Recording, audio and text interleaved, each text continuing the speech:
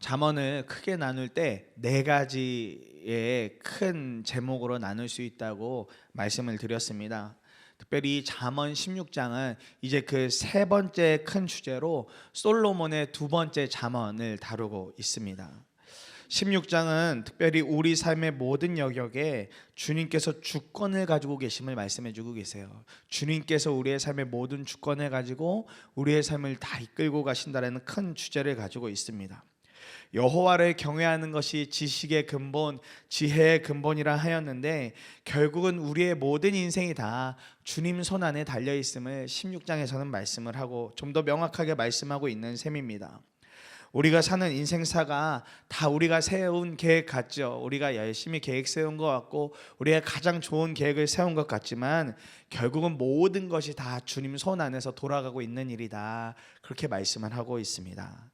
이런 배경에서 처음으로 오늘 기도하고 싶은 것은 주님 앞에 우리가 겸손함으로 서게 하소서입니다. 주님 앞에서 오직 겸손함으로 서게 하소서. 1절과 2절에 보니까 계획은 사람이 세우지만 결정은 주님께서 하신다. 사람의 행위는 자기 눈에는 모두 깨끗하게 보이나 주님께서는 속마음을 꿰뚫어 보신다 말씀하고 있습니다. 주님께서는 우리의 속마음을 꿰뚫어 보신다. 이 잠언 16장 1절을 개역개정 성경으로 보면 이렇게 말씀이 시작합니다. 마음의 경영은 사람이 할지라도 이렇게 나와요. 마음의 경영은 사람이 할지라도 이렇게 시작합니다. 마음의 경영이라는 말은 사람이 세우는 뜻, 사람이 세운 어떤 계획, 의지 등을 뜻하는 말입니다. 즉 어떤 일에 대한 시작점을 의미하는 것인데 성경에서는 특별히 이 마음을 무언가를 에 대한 시작을 결정하는 부분이다 이야기합니다. 마음으로 결정한 것, 마음으로 생각한 것, 그것이 우리가 행동으로 가는 데 있어서 첫 출발점이다 이렇게 이야기를 해요.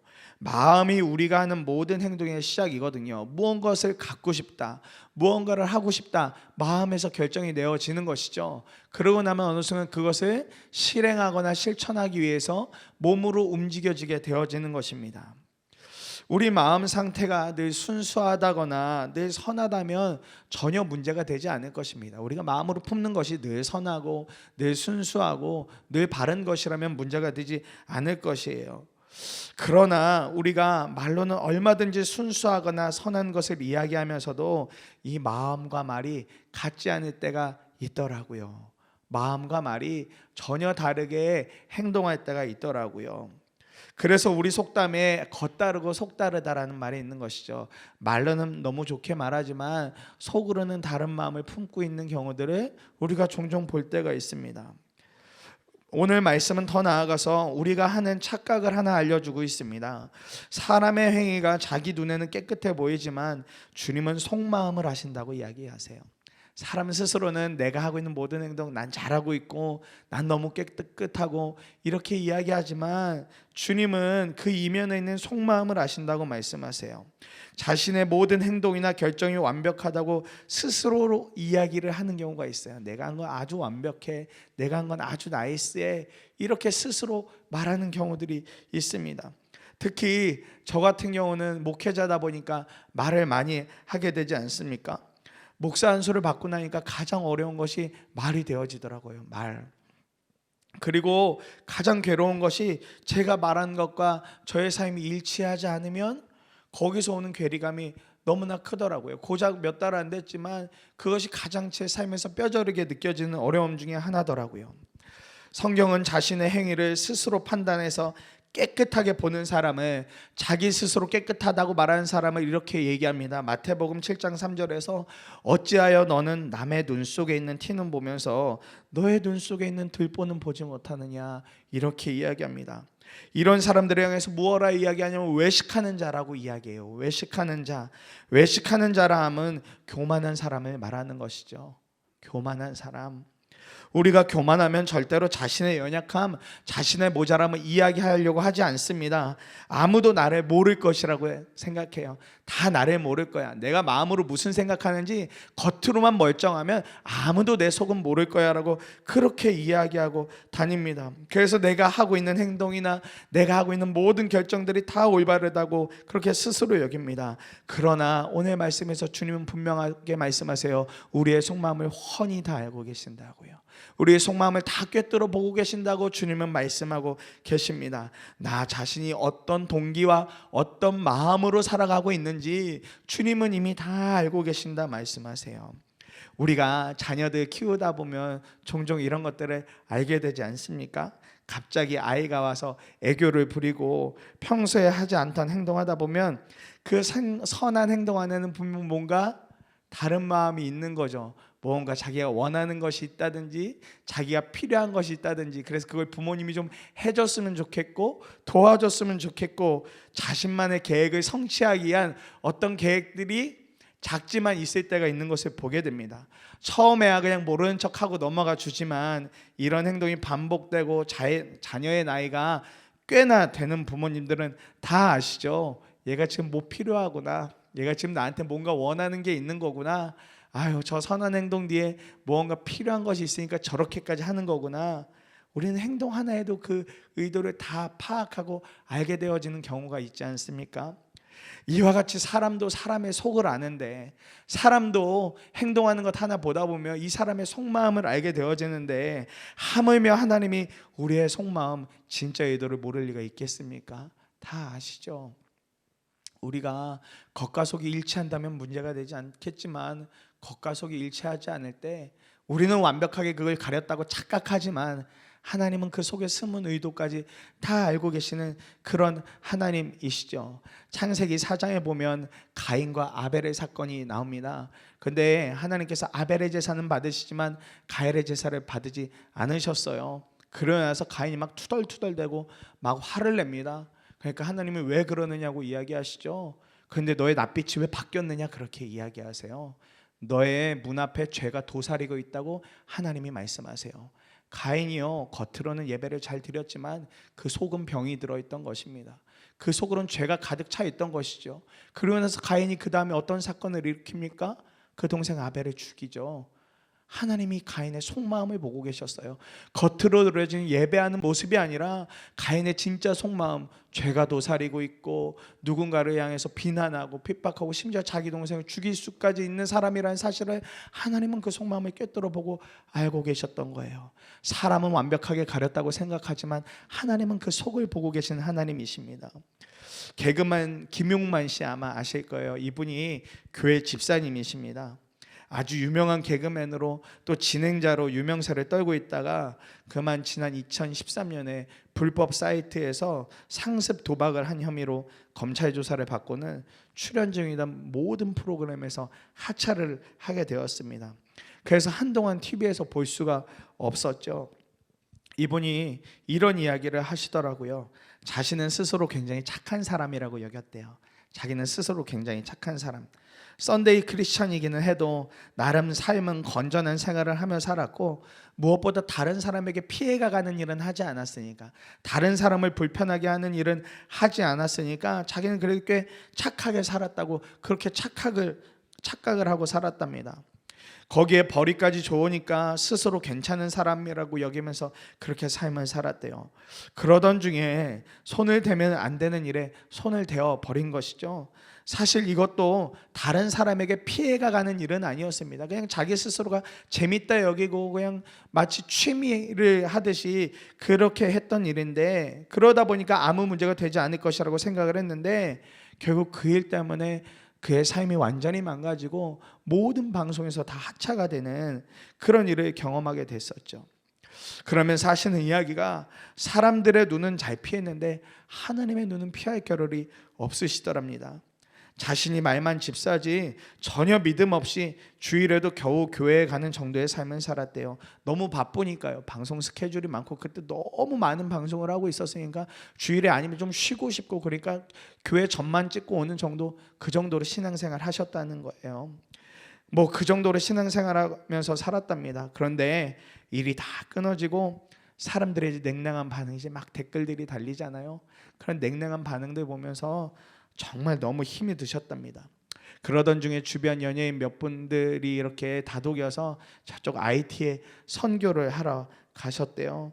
근데 그 못 먹고 못 살고 어려운 그 나라 아이들을 보고 또 밤에 이렇게 잠을 자려고 누우면 하나님이 새벽쯤 되면 깨워서 하늘의 별을 보게 하시고 그 말할 수 없는 평안함을 경험하게 하시더래요. 그러면서 하나님을 그 장소에서 만났다고 그렇게 말씀하시더라고요. 그리고 하나님 만나고 나니까, 주님을 만나니까 그동안 완벽하게 자신이 가려워진지 알았지만 하나님은 이미 다 알고 계셨고 자신이 얼마나 하나님 앞에서 죄인인지 그 사실이 믿어지시더랍니다. 그리고 나서 다른 일 다 제쳐두고 한국에 와서는 매주마다 연예인들이 모여서 하는 말씀 공부에 나가서 삶의 중심이 점점 주님을 바라보게 되었노라고 그렇게 간증하시는 것을 듣게 되었어요. 자기 힘으로 된다는 교만함이 사라지고 주님 앞에 겸손한 자로 살기로 그렇게 결단을 하셨다는 거예요. 사랑하는 여러분, 사람이 세우는 계획, 마음, 이 모든 것은 주님에 의해서 샅샅이 다 파악이 됩니다. 사람이 교만하게 되어지면 그런 것들 다 감췄다고 생각하지만 사실 하나님은 다 알고 계시는 것이죠. 그러니 우리가 할 수 있는 것은 우리 마음의 동기를 가리우는 교만함이 아니라 오직 주님이 우리의 모든 것을 다 아신다는 겸손을 가지고 주님 앞에 서야 하는 것입니다. 그러기 위해 우리는 하나님의 뜻을 더 분명히 알아야겠습니다. 이것이 주님을 경외하는 삶이고 이것이 우리가 사는 모든 삶의 지혜이며 시작인 것입니다. 오늘 이 아침에 우리가 함께 있다가 기도할 때 하나님, 제가 교만한 자가 아니라 겸손함으로 서게 하여 주시옵소서. 주님 앞에 더 겸손함으로 우리의 속마음을 다 주님께 내어놓고 그렇게 정직한 자로 살게 해달라고 그렇게 기도하기로 하네요. 두 번째로 기도하고 싶은 것은, 그래서 주님께 맡기는 믿음의 결단이 우리에게 있어야 하겠다는 것입니다. 주님께 우리의 모든 삶을 맡길 수 있는 결단. 1절, 3절, 9절에 보니까 계획은 사람이 세우지만 결정은 주님께서 하신다. 내가 하는 일을 주님께 맡기면 계획하는 일이 이루어질 것이다. 사람이 마음으로 자기의 앞길을 계획하지만 그 발걸음을 인도하시는 분은 주님이시다 말씀하세요. 그 발걸음을 인도하시는 분은 주님이시다. 우리가 아무리 똑똑하고 능력이 있다고 한들 하나님보다 뛰어날 수 있겠습니까? 우리가 아무리 많은 것을 알고 있다고 한들 하나님보다 많은 것을 알 겨를이 없습니다. 이미 우리가 삶을 살아가면서 수차례 경험한 결론이기도 하죠. 여러 일들을 살아가시면서 또 삶을 살아가시면서 많이들 계획들 세워보셨죠. 그런데 우리가 세운 계획대로 된 일이 얼마나 되시던가요? 내가 세운 계획대로 아주 완벽하게 되는 일들이 과연 인생 속에서 몇 차례나 되시던가요? 우리는 그때마다 알게 됩니다. 그런 일을 넘어설 때마다 하나님이 허락하시는 일이 있는 거고 하나님이 막으시는 일이 있는 거구나. 하나님이 길을 열어주시는 일이 있기도 하고 하나님이 길을 막으시는 일이 있기도 한 거구나. 그걸 지나고 나서야 알게 되지요. 우리의 힘으로 열심히 무언가를 해보려고 하다가요. 그래서 오늘 말씀은 우리가 하나님 앞에서 교만하지 않고 겸손하게 살면서 무엇을 해야 하는가를 분명하게 알려줍니다. 우리가 하는 일을 주님께 맡겨야 한다는 거예요. 우리가 계획하는 모든 일들을 주님께 맡겨야 한다고 말씀합니다. 결정하시는 분도 주님이시라고 말씀하세요. 우리의 발걸음을 인도하시는 분도 주님이라고 분명 오늘 말씀에는 기록하고 있습니다. 이 모든 것을 하시는 분이 주님이시니 결국은 다 주님께 맡기며 살아야 한다고 그렇게 우리의 인생의 지혜를 알려주고 있는 것입니다. 주님께 맡기는 삶이요. 그런데 주님께 맡기는 삶이 쉽던가요? 주님께 다 맡겨지시던가요? 쉬웠다면 사실 우리가 이런 고민하지도 않을 것입니다. 우리의 자아가 얼마나 강력하고 우리의 교만이 얼마나 대단한지 우리는 수차례 경험을 해도 주님께 맡기는 것이 참 두렵습니다. 주님께 온전히 맡긴다는 일이 참 두렵고 어려운 일입니다. 주님께 맡겼다가 이거 아무 일도 안 일어나면 어떡하지? 오히려 주님께 맡겼는데 오히려 더 잘 안 되고 주저앉게 되면 어떡하지? 그냥 멈춰버리면 어떡하지? 이런 불안함과 두려움이 우리 마음 안에 늘 도사리고 있죠. 사랑하는 여러분, 주님께 맡긴다는 것은 우리의 힘을 빼는 작업인 겁니다. 우리가 할 수 있다는 어떤 힘을 빼는 거예요. 나는 죽고 예수로 살기로 분명하게 결단하는 것입니다. 그래야만 주님께 맡길 수 있습니다. 주님이 해 주십시오. 주님이 이끌어 주십시오. 주님이 인도해 주십시오라고 분명하게 맡길 수 있는 것, 그것이 바로 우리의 힘을 빼는 거예요. 혹시 연날리기 해보셨나요? 연날리기 해보셨어요? 저 연날리기 되게 못하거든요. 이 연날리기 하면서 애를 정말 많이 먹었던 적이 있습니다. 이유는 잘 날리지 못해서 애를 한참 먹었었어요. 제 나름 알고 있는 대로 또 알려주는 대로 그렇게 연을 날리는데 안 되니까 정말 힘들고 어렵더라고요. 야, 이거 연 날리기는 나랑은 절대 안 맞는 거다. 그래가지고 뭐 하나도 재미가 없고, 그런데 바로 옆에서 어떤 할아버지 한 분이 연을 날리시는데 엄청 높이 있는 거예요. 거의 그 연이 보이지 않을 정도로 높이 그 연을 날리고 계시는 겁니다. 이분이 힐끗힐끗 저를 계속 보셨나 봐요. 끙끙대고 날리지도 못하고 좀 한심하다는 듯이 그렇게 보고 계셨던 것 같아요. 그러니까 이분이 오셔서 알려주시더라고요. 그러면서 이분이 하시는 이야기가 백날 뛴다고 연이 나는 게 아니라고, 저는 그냥 뭐 줄 잡고 막 달리면은 바로 연이 바람 타가지고 쭉 날아가는지 알았거든요. 근데 그게 아니더라고요. 백날 달리기만 해보라고 그 연 날기나 하겠냐고. 바람을 좀 보고 바람을 좀 이용해야 처음에 그 달리는 것도 힘을 받아서 연이 날아가는 거지, 냅다 바람도 생각 안 하고 역방향으로 달리면 이거 무슨 수로 연이 날아가겠냐고. 이분이 그러면서 하나하나 차근차근 알려주시더라고요.